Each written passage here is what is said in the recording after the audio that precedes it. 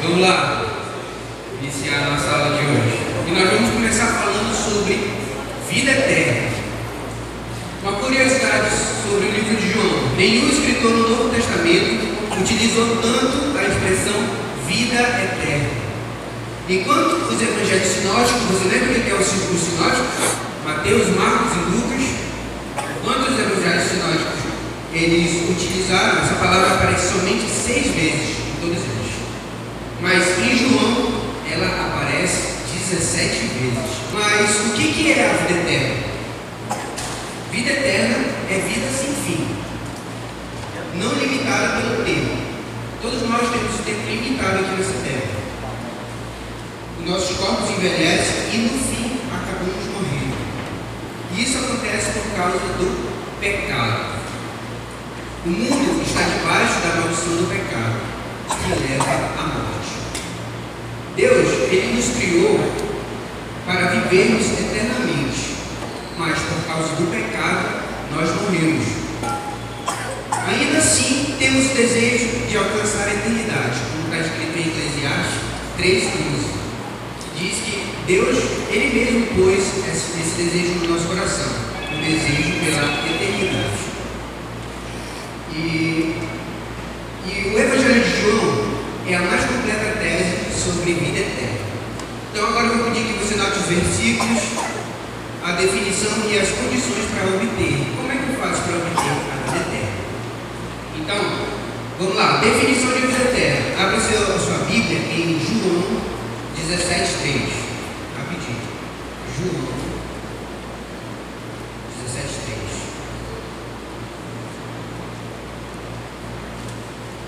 Diz assim: esta é a vida eterna, que te conheço.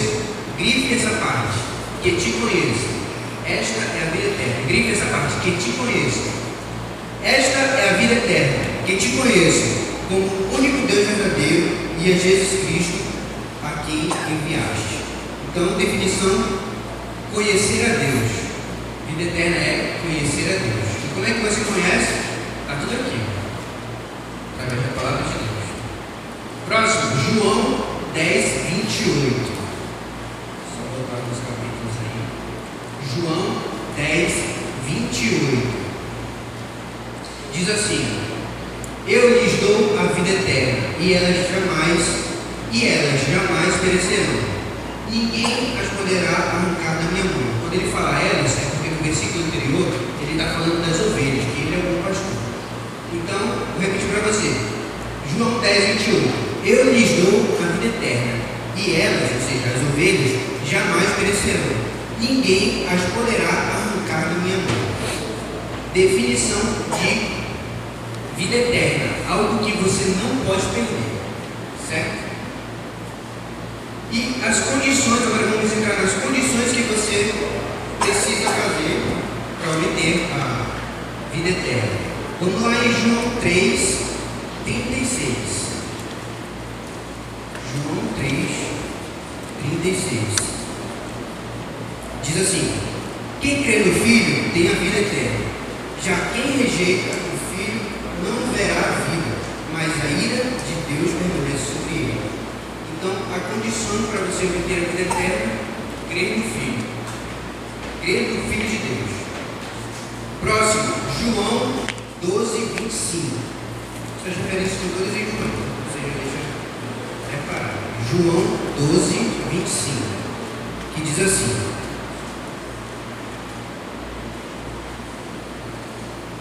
aquele que ama a sua vida a perderá, ao passo que aquele que odeia a sua vida neste mundo a conservará para a vida eterna. Então, a condição para você obter a vida eterna é renunciar o seu eu.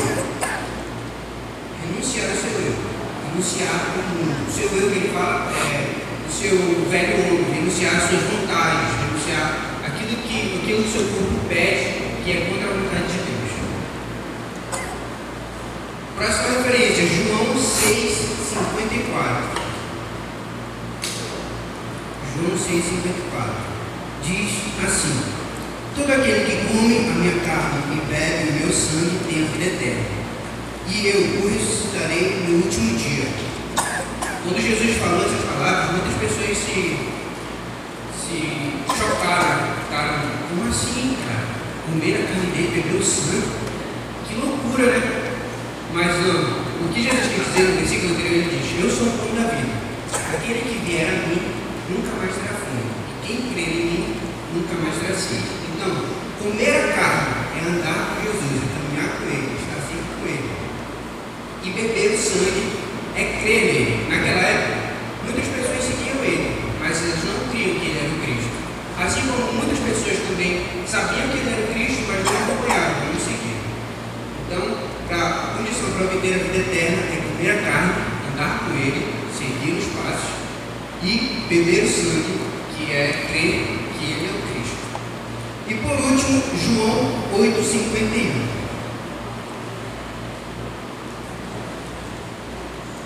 João 8,51 diz assim: asseguro que, se alguém obedecer a minha palavra, jamais verá a morte. Condição para obter a vida eterna: obedecer a palavra de Jesus.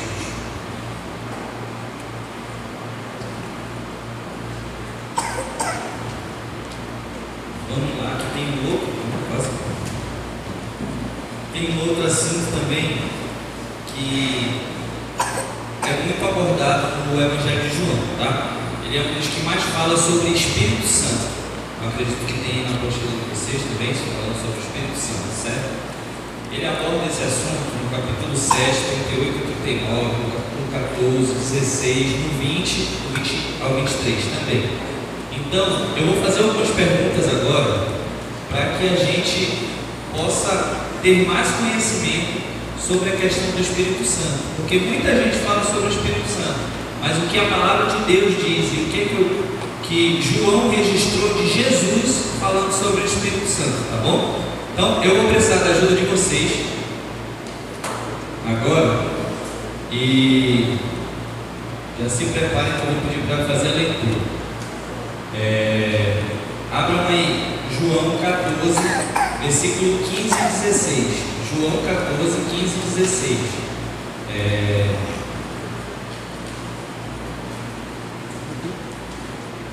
Tia Branca, pode ler isso pra gente? João 14, 15 e 16. Deixa eu ver.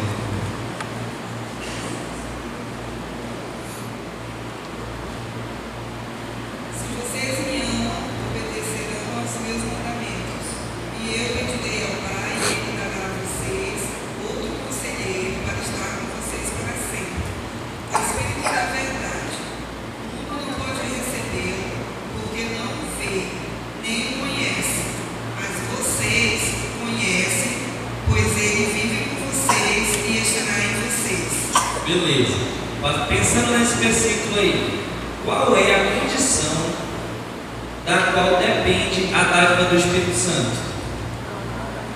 Gabriel, vou ler de novo. Oi? Amar a Deus e obedecer aos mandamentos, tá? De Jesus. Ou seja, crer, tá bom? Amar a Deus e obedecer os mandamentos de Jesus. Vamos lá para outra pergunta no capítulo 4, versículo 16. Deixa eu ver quem vai me ajudar lendo esse.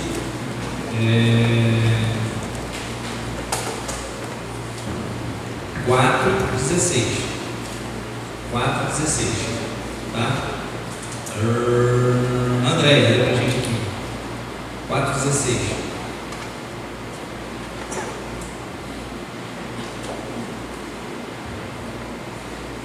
E ele lhe disse: vá, chame seu marido e volte. Não tenho marido, respondeu ela. Disse-lhe Jesus: você falou corretamente, dizendo que não tem marido. Eu acho que está errado aqui, né? 14:16, então. Está explicado, né? Ele vai ficar sabendo o que tenho para dizer, e dirá a vocês, e assim ele trará glória para mim. Tudo que o Pai tem é meu, por isso eu disse que o Espírito vai ficar sabendo o que me disser e vai anunciar a vocês. É isso? É o capítulo 16. Vai repetir, porque a tia Branca leu. Lê aí de novo, só o 16. E eu pedirei ao Pai, e Ele dará a vocês outro conselheiro para estar com vocês para sempre. Pergunta: qual é o período de permanência do Espírito Santo na vida daquele a quem ele vem? Para sempre. Boa, vocês estão bem. Se a gente der a referência certa, vocês acertam, né? Continuando no capítulo 14, agora, no versículo 17. O Luiz Guilherme lê para mim. Vamos ver, hein? Bonito, hein? Aquela voz. O Espírito da verdade, o mundo pode receber, porque o vê nem o conhecer, porque não o vê nem o conhece. Mas vocês o conhecem, pois ele vive com vocês e estará em vocês. Beleza. Pergunta. Não, peraí. Eu vou fazer a pergunta e aí a gente vai ler outro versículo para completar a resposta, beleza? Por que Jesus disse ao Espírito Santo que o Espírito Santo morava com os discípulos, mas que futuramente estaria dentro deles? Agora eu quero que o Rafa leia para a gente o capítulo 7, verso 39. 7:39.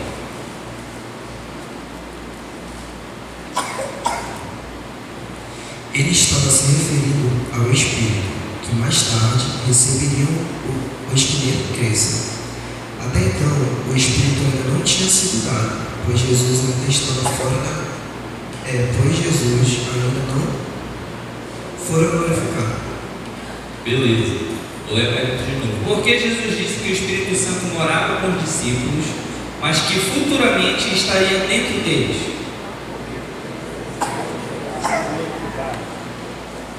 Beleza. Resposta.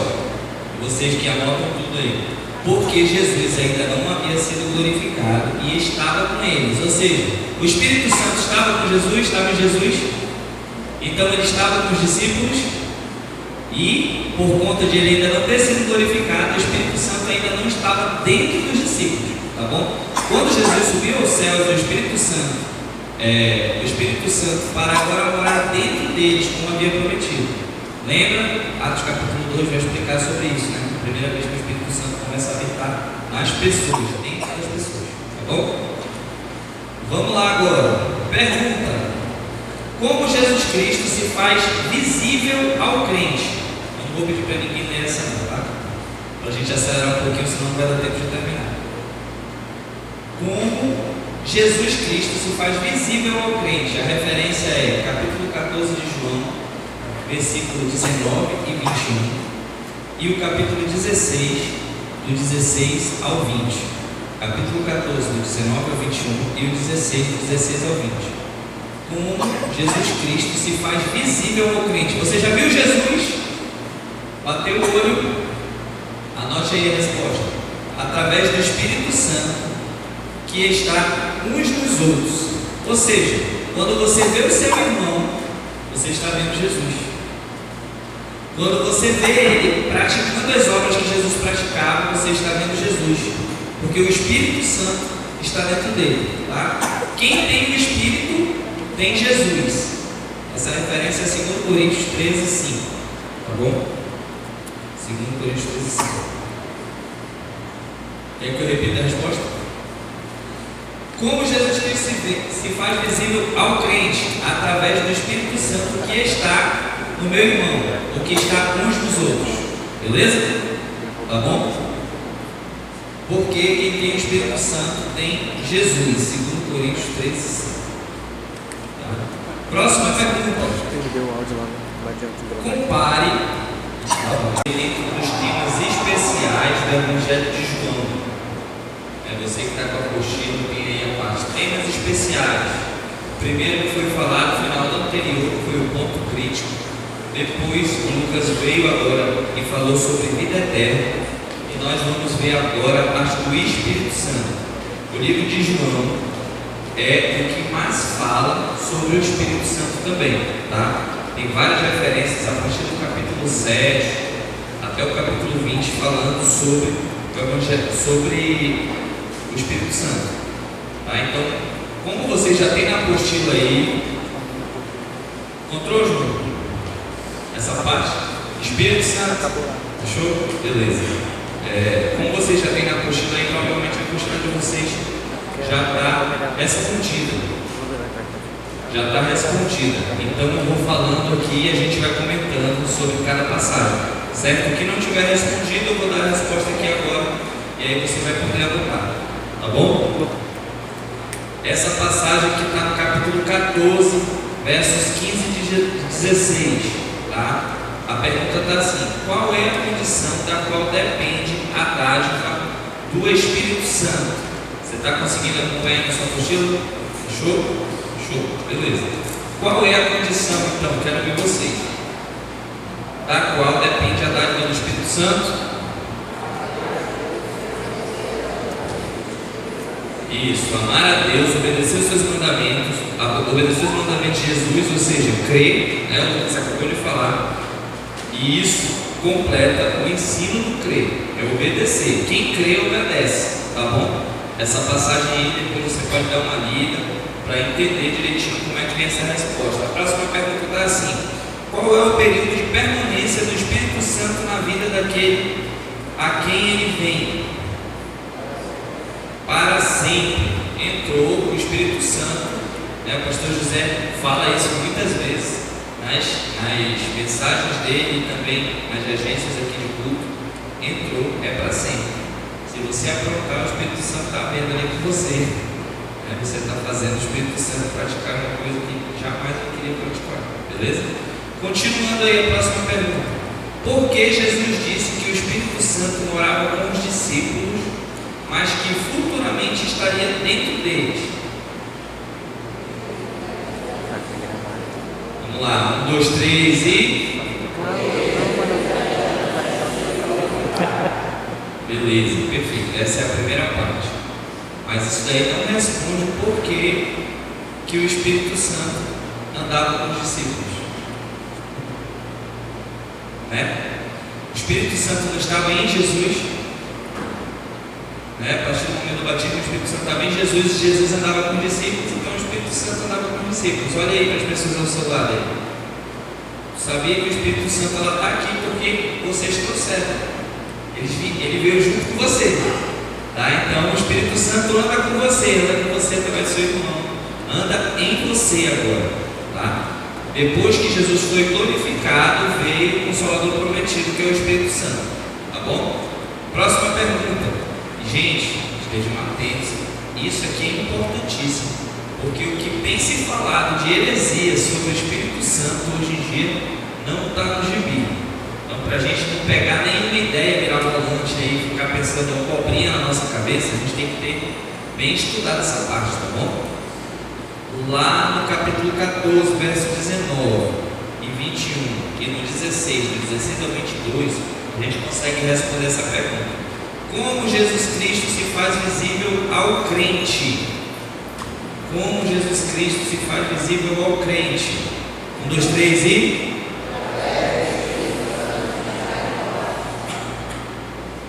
É isso aí, através do Espírito Santo que está em nós. Hoje você pode olhar para a cara desse seu irmão lindo que está aí ao seu redor, ao seu lado, e dizer: olha como Jesus é bonito. Olha para o seu irmão e diga: Jesus é bonito ou não é? O Gabriel está pegando pesado, ó. Mas é isso aí, quando a gente diz que o nosso irmão é feio, a gente está falando que Jesus é feio, porque é através do nosso irmão que a gente vê Jesus Cristo hoje em dia, tá? Quem tem o Espírito Santo tem Jesus. Essa referência é 2 Coríntios 13:5. Quem tem o Espírito Santo tem Jesus. As suas atitudes vão refletir as atitudes de Jesus, amém? Beleza. Lá no capítulo 14, verso 20, né, a gente consegue fazer uma comparação com o 14, 23 e ver qual é a relação entre Jesus, o Pai e o Espírito Santo. Tá? A realidade é que a gente consegue ver a Trindade. Os três são um. Tá? Os três são um. A gente vai ver um pouco mais ainda nessa aula sobre a Trindade, então não vou me aprofundar aqui. Tá bom? Mas a realidade é que hoje também é um tema que está sendo muito atacado. É uma das bases da fé cristã que está sendo extremamente atacada. Tá? Continuando. Quais são as 3 funções do Espírito Santo no crente? De acordo com as referências aí de João 14, 26 e 27 e 16, do 13 ao 15, o Espírito Santo tem 3 funções. A primeira, ensinar. O Espírito Santo vai nos ensinar. A segunda, guiar e encorajar. O Espírito Santo é aquele que vai, como diz o profeta Isaías, vai estar uma voz atrás de você dizendo: esse é o caminho, não se desvie dele. Esse é o caminho, não se desvie dele. Tá bom? E o terceiro, glorificar Jesus.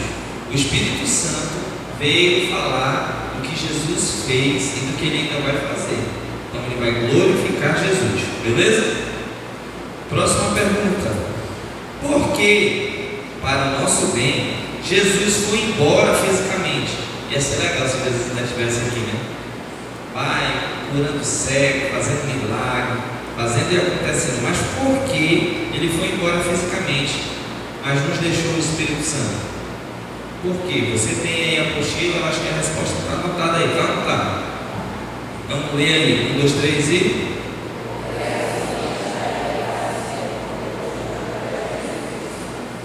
Exatamente. Porque imagina, eu estou aqui na minha casa, na rua Beija-Flor, e o pastor José está lá na casa dele, é a rua Santa Luzia. Aí se Jesus está fisicamente, ou ele está comigo, está com ele. Não é verdade? Para a gente ter um encontro, aí vamos vir para o culto de Jesus aí na Nova Igreja Batista Cidade de Deus. Aí quando Jesus estivesse aqui, ele ia estar lá na linha do Tabuado. E assim, o Espírito Santo, ele está aqui, está lá na sua casa, está lá com o pastor Davi, e está em todo lugar. Então foi para o nosso bem. Jesus disse: olha, se eu não for, Deus vai mandar o Consolador prometido, o Espírito Santo. Então eu vou mandar para vocês, e aí com certeza vai ser melhor do que eu aí, com vocês, Por isso que tem algumas pessoas que chegam e dizem assim: a gente vive no ministério do Espírito Santo, é mais ou menos isso também mesmo, tá? Por quê? Porque hoje quem está com a gente é o Espírito Santo. Em todo lugar que nós formos, onde a gente abrir a nossa boca para falar do Evangelho, pode ter certeza que o Espírito Santo está com você, tá bom? Lá no capítulo 16, 8, a gente consegue responder a seguinte pergunta: quais são as 3 áreas em que o Espírito Santo convence o mundo e o que significa cada um destes? Essa referência que eu queria ler com vocês, João 16, 8. Nem deu tempo de chegar nessa referência de manhã, estou melhorando.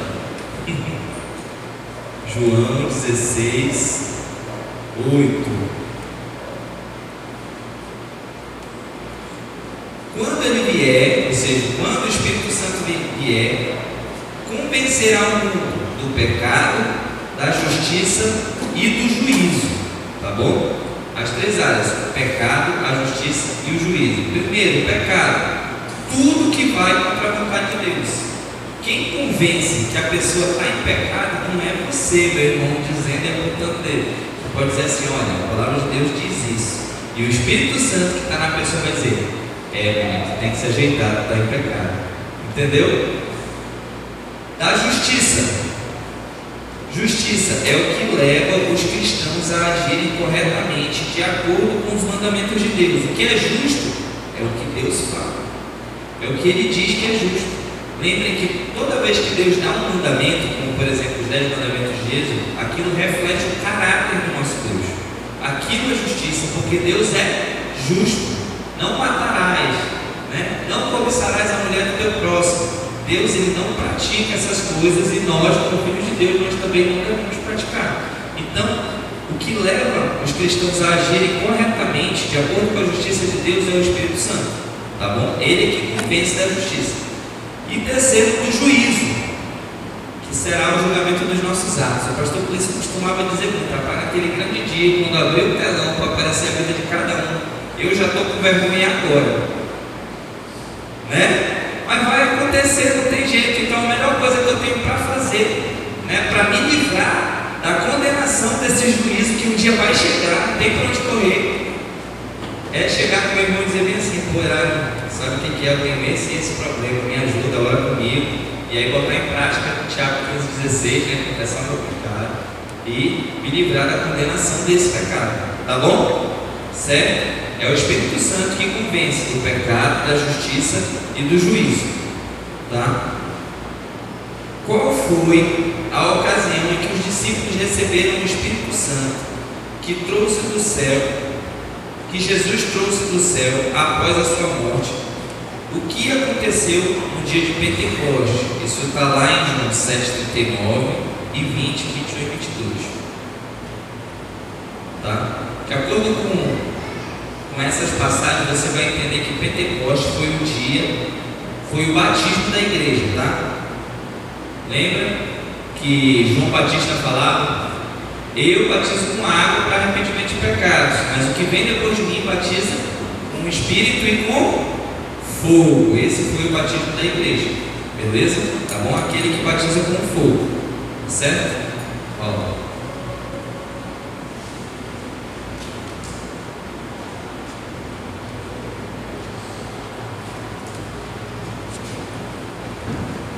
Vamos lá. Olha, a parte que eu vou dar agora, além de ser um pouco chatinho, acho que você tem um pouco de atenção, ela não está no apostila. Então você vai precisar anotar todas as referências que eu for dando, tá bom? Bora lá. A gente vai ver agora os retratos de Jesus no Evangelho segundo João, tá bom? E esses retratos, gente, cada capítulo traz um retrato diferente. Ou seja, no capítulo 1 até o 21, nós vamos ter 21 passagens, onde a gente vai ter cada um retrato de Cristo, tá bom? O que a gente vai fazer agora? A gente vai colocar assim, capítulo 1, traço. Vocês querem dar a primeira referência? Capítulo 1, versículo do 1 ao 14. Capítulo 1, versículo do 1 ao 14. Vai falar sobre a criação do mundo, que Jesus estava com Deus, que Ele era luz, e a luz brilha nas trevas e as trevas não a dominaram. Se a gente for colocar um nome, vai ser o seguinte: o retrato de Jesus é a luz do mundo, tá? Coloquei a luz do mundo. O Alex está colocando aqui o visual para a gente visualizar melhor. Capítulo 1, a luz do mundo. Capítulo 1, versículo do 1 ao 14.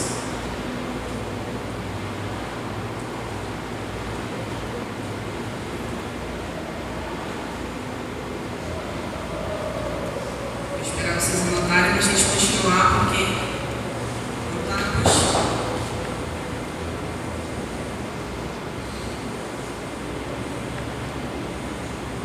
No capítulo 2, é a passagem do primeiro milagre de Jesus na festa de casamento. Ou seja, Jesus transformou a água em... Quero ver você. Jesus transformou a água em... Muito bem. Então, a passagem está no capítulo 2, versículo do 1 ao 10, pode colocar. Nessa passagem, o retrato de Jesus é que Ele é o transformador. Ele transformou a água. Bem como transformou a minha e a sua vida depois que a gente o aceitou como nosso Salvador. Vocês vão ver que cada parte, cada capítulo dá um retrato e uma característica de Jesus, tá bom? No capítulo 3, versículos 2 ao 21, é a passagem do encontro de Jesus com Nicodemos. Aqui nessa passagem, naquela parte de Nicodemos pergunta como o Senhor pode abrir nos céus, e Jesus fala que tem que nascer de novo. E para nascer de novo você é filho. Então aqui é um retrato de que Jesus, ele também era o Filho de Deus. É capítulo 3, o Filho de Deus.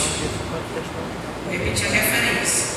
3, versículo 2 ao 21.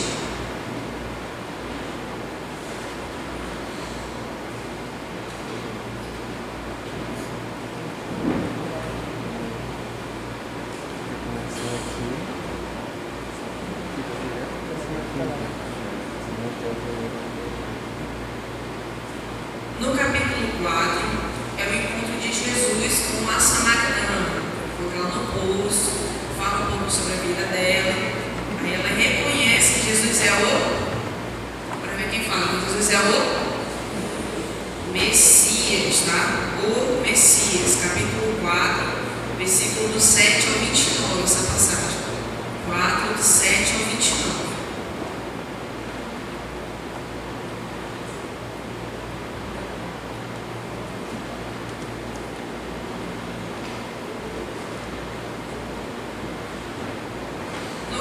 5, passagem 5 do 1 ao 9. Capítulo 5, do 1 ao 9. É a passagem que Jesus fala que Jesus curou no tanque em Betesda. Há muitas passagens falando que Jesus curou alguém, curou da cegueira. Essa passagem é especial pela seguinte situação.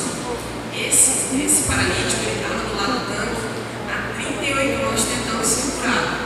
38 anos que ninguém colocava ela. Ele chega, a solução está do lado, gente, mas ainda assim Jesus chega e o cura. Isso mostra que Jesus, ele é o médico dos médicos, tá? O médico dos médicos. Capítulo 5, versículo do 1 ao 9. 5 do 1 ao 9.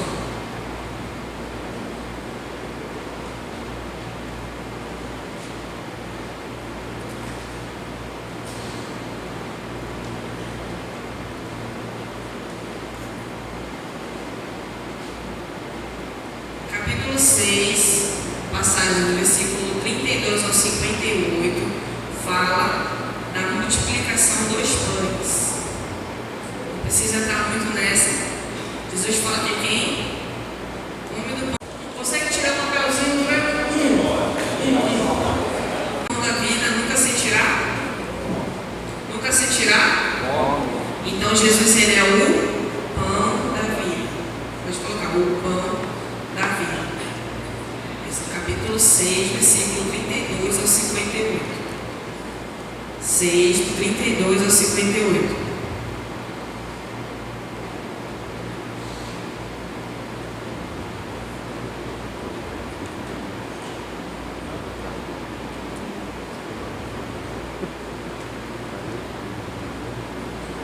No capítulo 7, passagem 37 a 38, Jesus, ele está numa festa e ele ensina nessa festa. Eu vou ler a passagem para vocês no capítulo 7, se vocês prestarem atenção. No capítulo 37, no versículo 37, Jesus diz assim: no último mais importante dia da festa, Jesus levantou-se e disse em alta voz: se alguém tem sede, venha a mim e beba.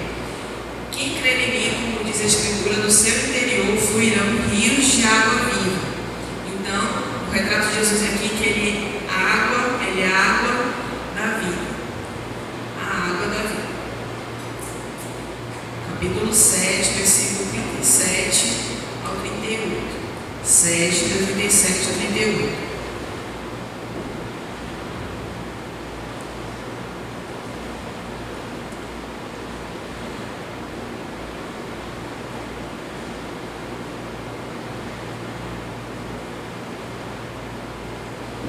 Capítulo 8 é a passagem de Jesus com a mulher adúltera, que ele intervém e diz que aquele que não tiver pecado que atire a primeira pedra. Passagem 8, do 3 ao 11. Capítulo 8, versículo do 3 ao 11. E o que Jesus fez com ela? Ele a perdoou. Então, o retrato de Jesus, que ele é ou perdoador ou misericordioso. O perdoador ou misericordioso.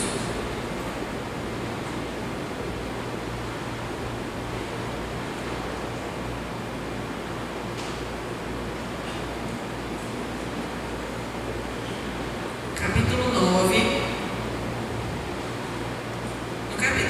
Gente, fala da cura do cego de nascença, mas o destaque desse capítulo se dá ao questionamento dos fariseus a Jesus acerca dessa cura. Tá bom? Passagem, capítulo 9, versículo 1 ao 39. E mesmo com todo o questionamento, Jesus sempre respondeu com sabedoria as perguntas dos fariseus. Então a resposta, o retrato de Jesus pode ser ou conhecedor ou o sábio. Conhecedor ou o sábio. 9, do 1 ao 39.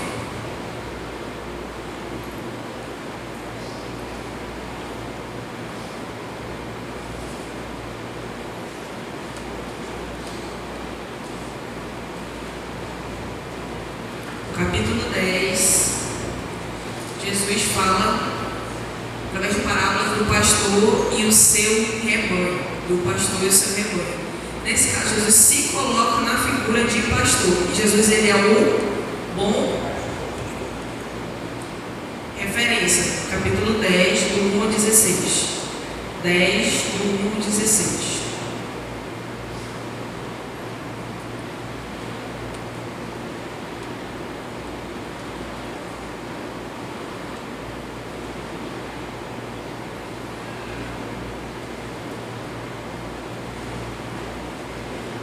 Capítulo 11 retrata a morte de Lázaro e Jesus que vai lá até Lázaro, depois de ele ter morrido alguns dias, Jesus ressuscita Lázaro.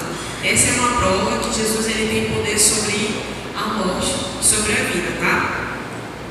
Passagem, capítulo 11, versículo do 1 ao 44. 1 ao 44. O retrato de Jesus é que ele é a ressurreição e a vida. A ressurreição e a vida.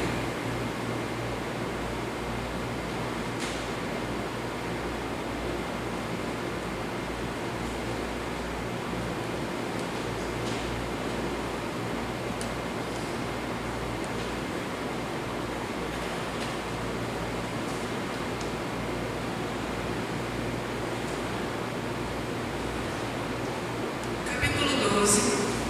Jesus chega em Jerusalém montado em um jumentinho. Nessa passagem nós podemos ver que Jesus, apesar dele ser rei, ele é um rei humilde, tá bom? Capítulo 12, versículo 12 ao 15. Capítulo 12, versículo do 12 ao 15. O rei humilde.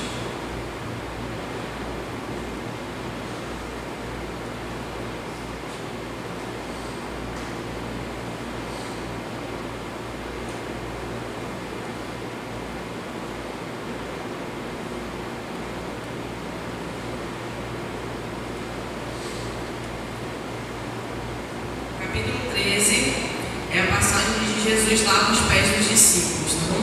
13, passagem de Jesus lava os pés dos discípulos. Nessa passagem Pedro questiona Jesus porque ele está lavando, porque ele que tinha que estar lavando o pé de Jesus. Só que Jesus faz para lhes dar o exemplo que façam por outros. Ou seja, Jesus, apesar de ser mestre, ele também era servo. Passagem, capítulo 13, do 1 ao 10. 13, do 1 ao 10, você pode colocar o mestre serve, o mestre serve.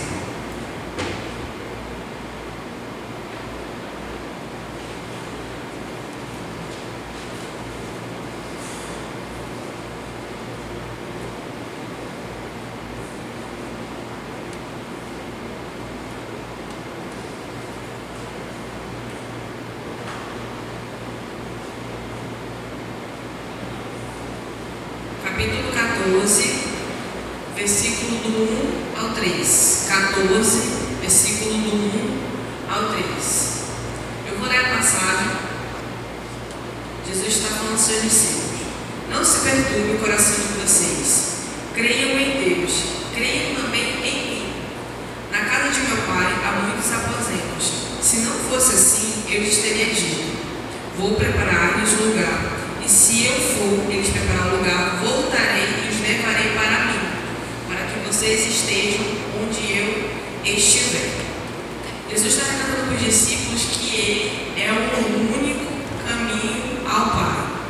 Jesus é o único caminho ao Pai.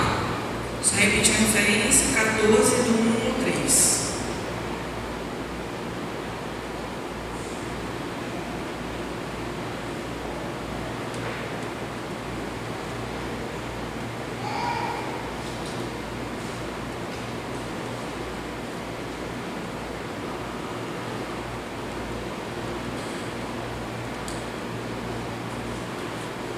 Capítulo 15, versículo do 1 ao 16, é a passagem da videira e os ramos.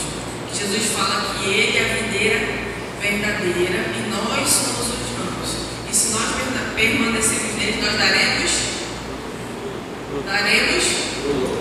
Certo. Então Jesus ele é retratado como a videira verdadeira. Jesus é retratado como a videira verdadeira. Capítulo 15, versículo do 1 ao 16. 15, do 1 ao 16.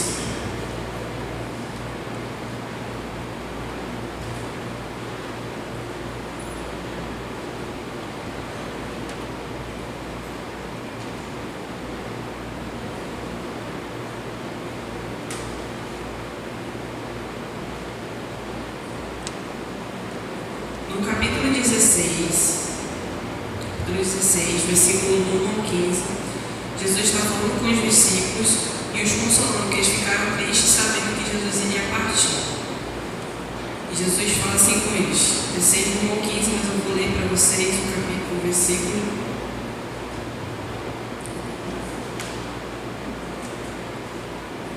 15.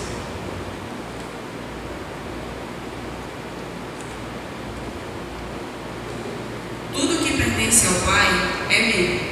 Por isso eu disse que o Espírito receberá do que é meu e o tornará conhecido a vocês. O Gabriel falou um pouco mais cedo sobre o Espírito Santo. Então Jesus também está falando que ele também é o Espírito Consolador. Não se esqueça, Jesus ele é Filho, mas ele faz parte da Trindade. Tá bom? Então Jesus ele é o Espírito Consolador. Capítulo 16, versículo do 1 ao 15. 16, do 1 ao 15.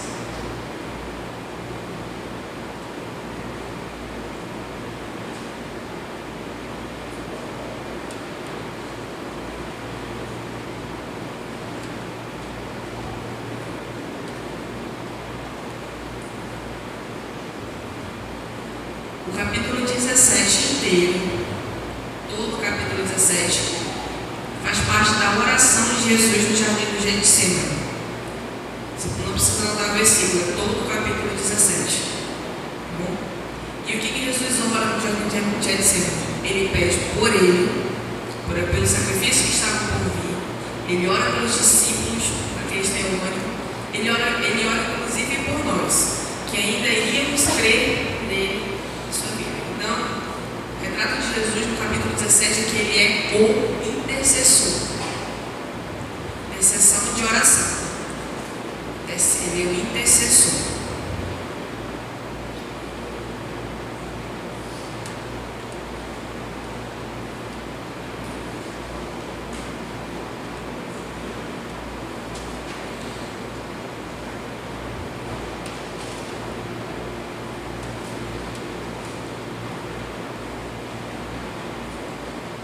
Capítulo 18, versículo do 1 a 11, retrata Jesus sendo preso.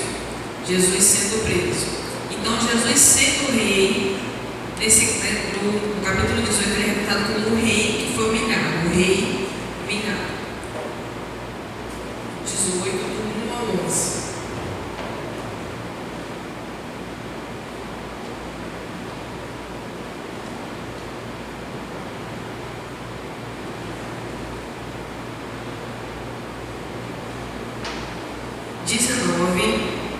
Capítulo 19, versículo 16 a 19, fala da crucificação de Cristo.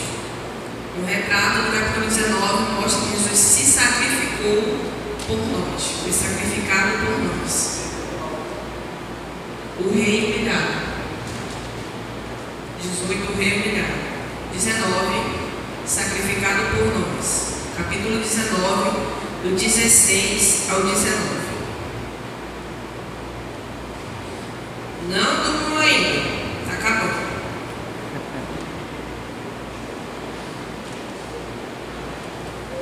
Não era uma parte muito agradável, mas eu precisava falar. Está acabando, faltam 2 capítulos. Capítulo 20, do 1 ao 31. Queria que vocês capítulo todo. Isso mesmo. Capítulo 20 fala da ressurreição de Jesus. Ele encontra com Maria, ele encontra com Pedro, ele encontra com Neto. Então, fala toda a passagem da ressurreição de Cristo. O retrato de Jesus aqui é que ele é um ressurreto. Ressurreto.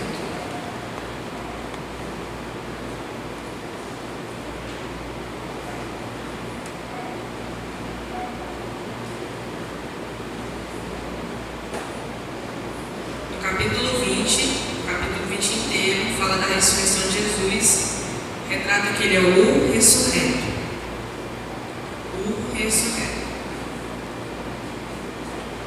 Capítulo 21 é despedida de Jesus dos discípulos, que ele fala da grande missão do id, do pregar o evangelho, espalhar as boas novas. Então Jesus aqui é retratado como um grande comissionador.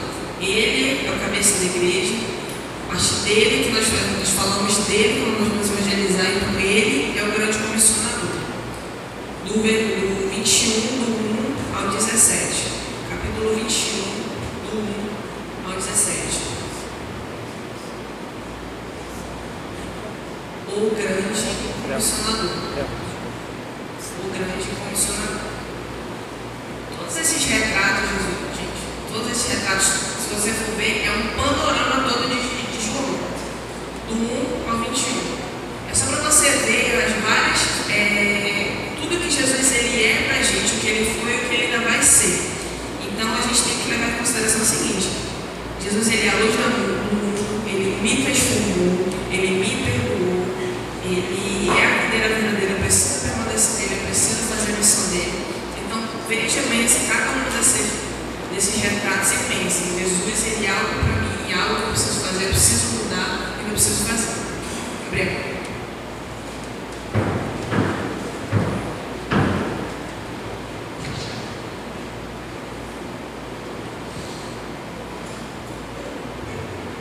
Interessante esse negócio, né?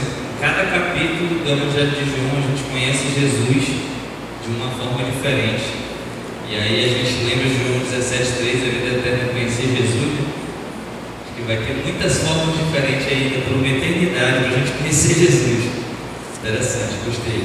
Agora, ainda voltando para os temas especiais do Evangelho de João, você pode acompanhar na apostila, tá? Esse daqui é importantíssimo. Ainda de manhã a gente estava conversando aqui, o pastor Nilda, a Viviane, e é um dos temas que tem sido atacado recentemente muito, que é a Trindade. Já tem alguns, como diz o Lucas, aqui da Guarda, alguns hereges dizendo que não existe esse negócio de Trindade.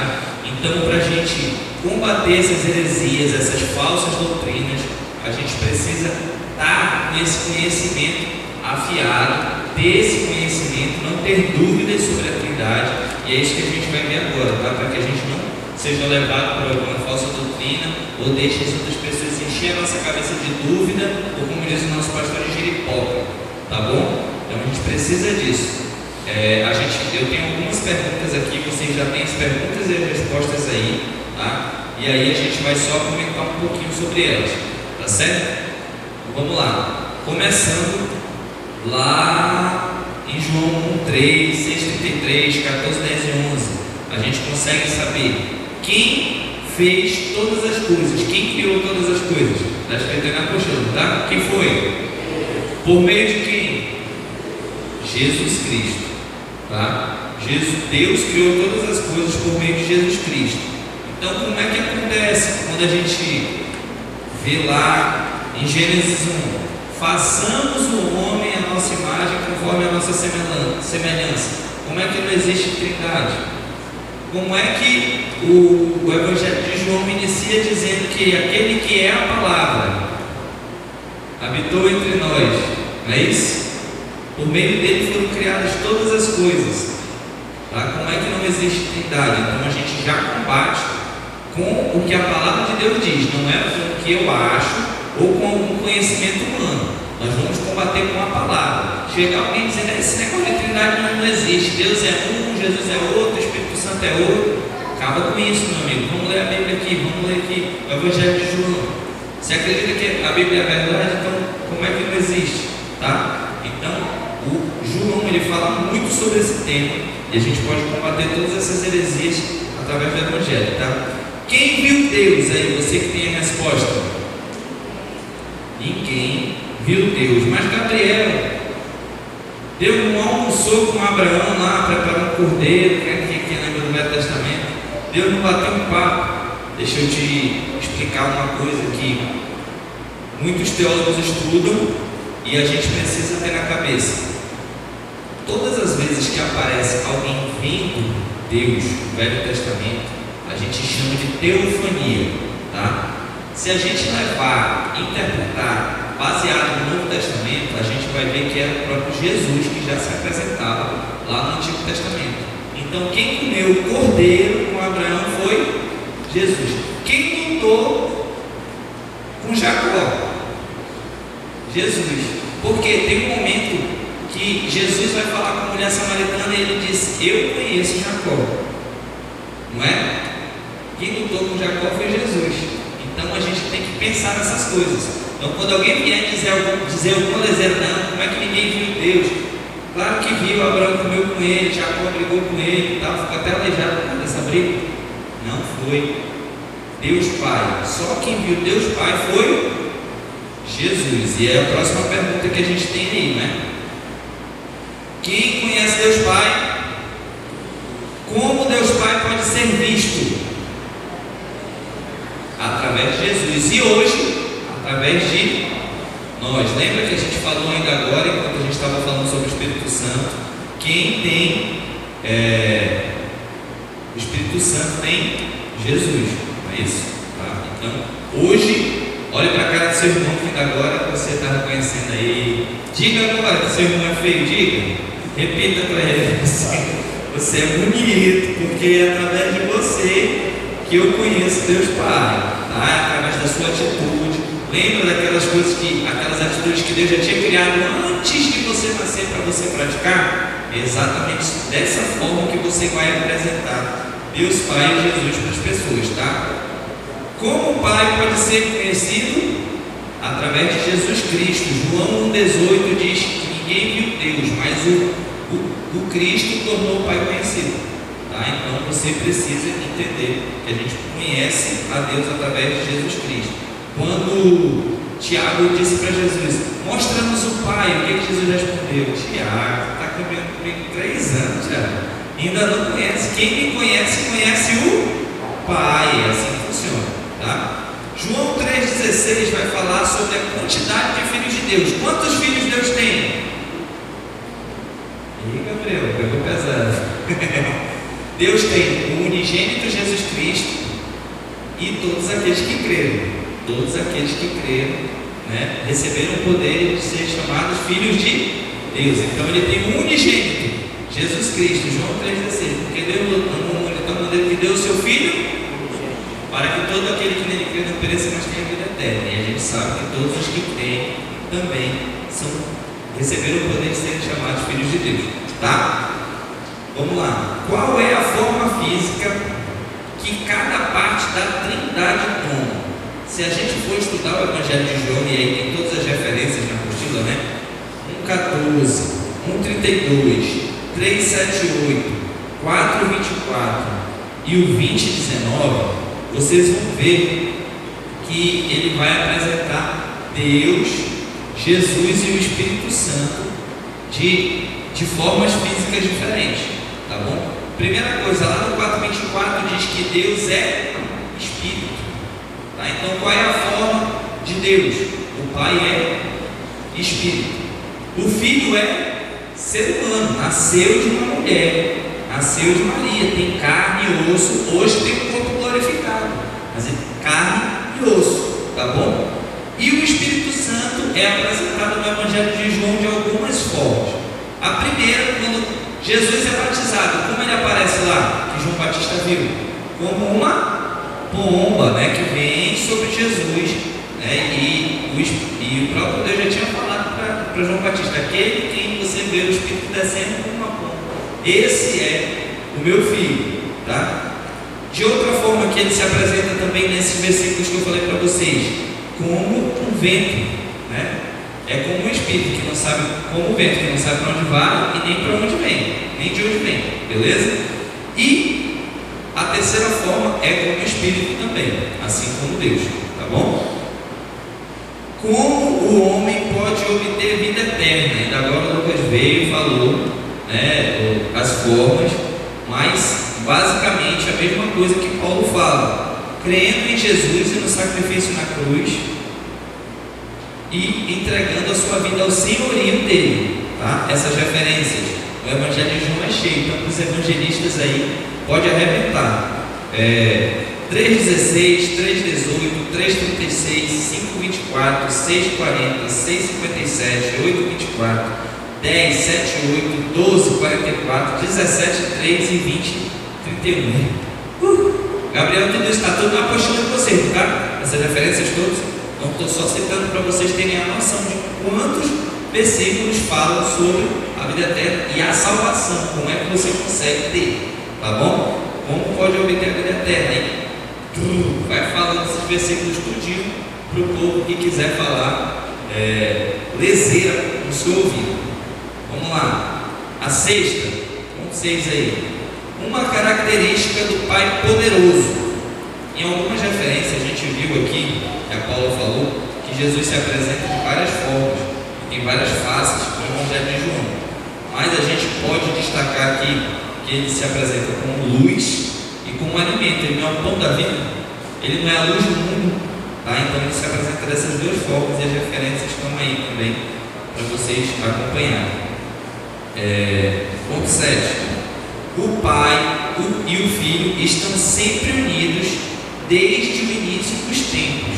Isso aqui não é para ter dúvida, tá? O Pai e o Filho estão sempre unidos desde o início dos tempos.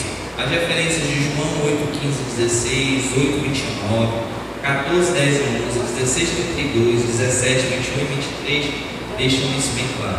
Eles estão unidos desde o início dos tempos.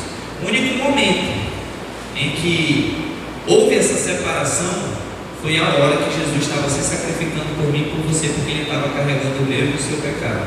E o pecado separa o homem de Deus. Tá? Então, como ele estava carregando a minha e a sua condenação, eles ficaram separados só nesse momento. E é por isso que Jesus chorou e ficou bem angustiado lá no Getsemane. Tá bom? Vamos lá. O Pai e o Filho são um só, junto com o Espírito Santo para formar a Trindade, beleza? Uma observação sobre o Filho, deixa eu ler aqui, observação sobre o Filho, fala e faz aquilo que o Pai ensinou. Tem várias referências no Evangelho de João que a gente vê, por exemplo, Jesus falando para os discípulos, ou falando para aquelas pessoas que abordam ele, que ele, por exemplo, eu trabalho até hoje, porque o meu Pai trabalha também. Quando ele está falando sobre a questão do sábado, meu Pai trabalha e eu trabalho também. Eu não falo nada de mim, eu falo o que eu ouvi do meu Pai.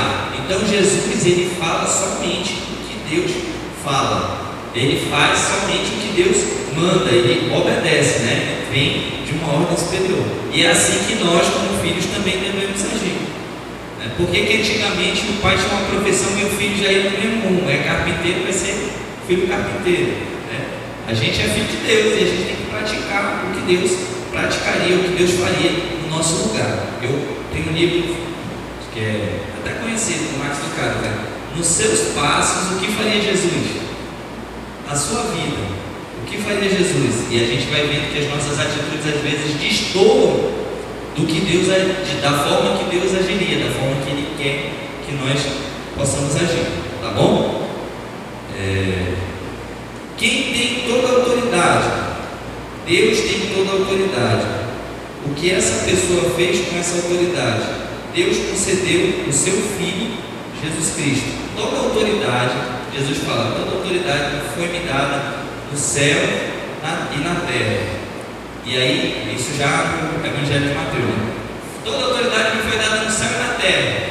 Portanto, vão e façam discípulos de todas as nações. Depois de ter sido glorificado, depois de ter sido ressuscitado, Jesus diz: agora que eu tenho toda a autoridade, eu quero que vocês façam uma coisa: façam discípulos de todas as nações. Vão e façam discípulos de todas as nações, batizando em nome do Pai, do Filho e do Espírito Santo, ensinando a obedecer o que eu tenho mandado, e eu estarei com vocês todos os dias, se vocês estiverem cumprindo esse IT, tá bom? Até a consumação dos séculos. E aí a gente pode ver essas referências também em João 10, 3 e 35, 5, 22, 5, 27, 10, 17, 18, 13, 3 e 17, 2. Gente, essas referências, essas passagens que a gente está dando aqui, não é para vocês anotarem aí e largar a apostila no canto não, de verdade. Assim. Vocês se dedicarem nisso daqui, vocês vão fazer toda a diferença, não só para a fé de vocês, que vai ficar mais enraizada, mas também para a vida de outras pessoas que estão com a cabeça confusa, que não entendem ainda esse assunto de trindade. Não é um assunto fácil, tá? Então, se aprofundem nisso daqui, principalmente você que cuida de pessoas, né, os líderes, você que tem o desejo de trabalhar no Kids, infantil, teens, tem muitas dúvidas sobre isso, nos jovens também. Então, é importante você ter esse conhecimento, tá? Qual é o problema com esta afirmação? Eu amo a Deus e sou filho dele, só não aceitei Cristo ainda. Vocês acham que pode acontecer isso? Eu amo a Deus e sou filho dele, eu só não aceitei Cristo ainda. Pode? Mas existe uma seita aí, e se você estava em casa de manhã, correu o risco dele bater na sua porta e dizer bem assim: posso falar das coisas de Deus para você? Você sabia disso? Todo domingo ele sai na rua batendo de porta em porta. Já acertaram a sua porta? Vou confessar para você, uma vez eu gazetei o CENIB, era de manhã aqui antes do pastor Gleice, né? Era de manhã o CENIB, e aí eu gazetei o CENIB e fiquei em casa assistindo Esporte Espetacular com meu pai, que era solteiro. E aí chegou lá no portão. Poxa vida, na hora do Esporte Espetacular, eu fui lá, dois velhinhos, cabeça branca. Oi meu filho, você quer ouvir falar das coisas de Deus? De novo? É pra já, eu gazetei. Já que eu gazetei o CENIB veio até mim, né? Aí eu abri o portão, botei as cadeiras para os velhos. Vocês aceitam água? Aceita água, dei água para eles. E aí eles começaram a falar, só que eu já sabia, né? Eu tinha feito a matéria de seitas e heresias. Eu digo, agora vai. Aí ele, vamos falar das coisas de Deus para você. Eu digo, peraí, quer para falar das coisas de Deus? Deixa eu pegar minha Bíblia e o meu caderno. Eu peguei a Bíblia e o caderno, bacana. E sentei lá, aí eles começaram, eu digo, eu vou só puxar para o Novo Testamento. Eles puxam para o Velho, porque ele não acredita no Novo Testamento, não acredita que Jesus, não reconhece Jesus como Filho de Deus. Beleza. Pois é, Samuel, não sei o que, não sei o que. Eu digo, pois é, e tinha um jovem também que chamava Paulo, né? Aí ele puxava para o Velho e eu puxava para o Novo. Eu puxava para o Velho. Aí o mais velho parou e disse assim, bom, a gente já viu que você crê em Deus, então, tchau, muito obrigado. Que Deus lhe abençoe. Quer levar uma garrafa d'água, não? Né? A gente não vai discutir, mas a gente tem que estar preparado. Se for alguém que não tem convicção de que Jesus é Filho de Deus, ele morreu e ressuscitou para salvar a gente, e a gente precisa fazer dele Senhor, vai pegar a corda, né? E aí vai começar a criar um monte de dúvidas sem necessidade na cabeça. Não existe a pessoa que ama a Deus e não aceitou Jesus. Só existe um caminho para a eternidade e um caminho para o céu, que é Jesus Cristo. Não tem outro caminho. E tem várias referências. Aí vocês têm outras referências, aí não vai dar mais tempo de a gente continuar hoje. Mas não deixem de estudar essa parte de Espírito Santo e Trindade. É extremamente importante a gente ter o conhecimento, né? Para que a gente possa refutar, como diz o apóstolo Paulo, as falsas doutrinas, tá bom? Agora é intervalo ou sininho? Intervalo? Intervalo, então a gente vai ter quantos? 10, 15 minutinhos de intervalo, depois a gente volta, tá bom?